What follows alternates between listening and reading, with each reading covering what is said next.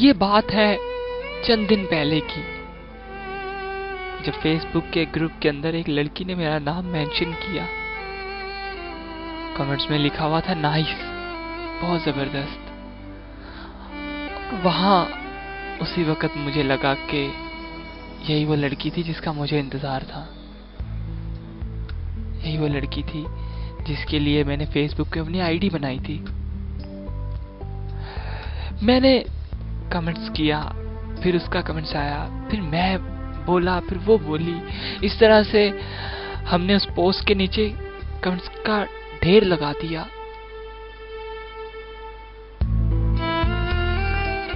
एक दिन गुजरा, दूसरे दिन जब भी वो पोस्ट किया करती थी, मैं नीचे जरूर अपना कमेंट्स करता था। चाहे वो कुछ भी लिखे, मैं जरूर लाइक किया करता था। मैं कोई पोस्ट करता था, वो भी कमेंट्स किया करती थी। और एक दिन जब मैंने फेसबुक सुबह के टाइम ऑन की, तो एक फ्रेंड रिक्वेस्ट आई हुई थी। मैंने उस फ्रेंड रिक्वेस्ट को खोलने से पहले ही अपने दिल में ये सोचा कि ये उसी की होगी। दिल बहुत जोर से धड़क रहा था। और जब मैंने रिक्वेस्ट ओपन की, देखा तो आगे फैजान सिद्दीकी भाई की रिक्वेस्ट आई हुई थी। और मेरा दिल किया कि फैजान सिद्दीकी भाई को मैं बाटा के पुराने लितरों के साथ मारूं।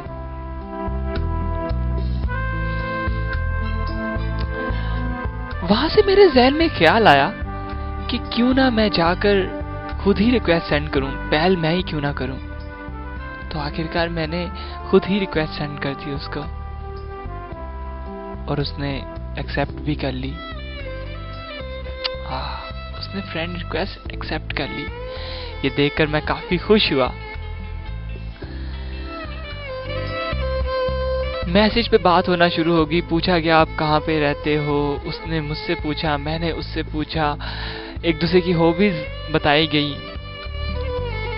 और पता नहीं ना जाने क्या क्या। वो मेरी वॉल पर आ गई थी, मैं उसकी वॉल पर चला गया था।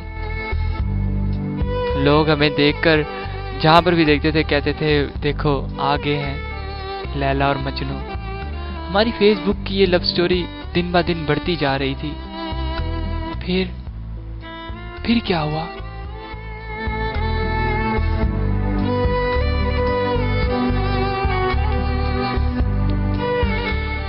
फिर एक दिन हाजी अब्दुल सत्तार की एक आईडी मेरे पास आई, जिसकी फ्रेंड रिक्वेस्ट मैंने एक्सेप्ट कर ली। वो फ्रेंड रिक्वेस्ट एक्सेप्ट की, और उसके बाद मेरा बुरा टाइम शुरू हो गया। वो उसका पुराना ओल्ड बॉयफ्रेंड था, एक्स बॉयफ्रेंड।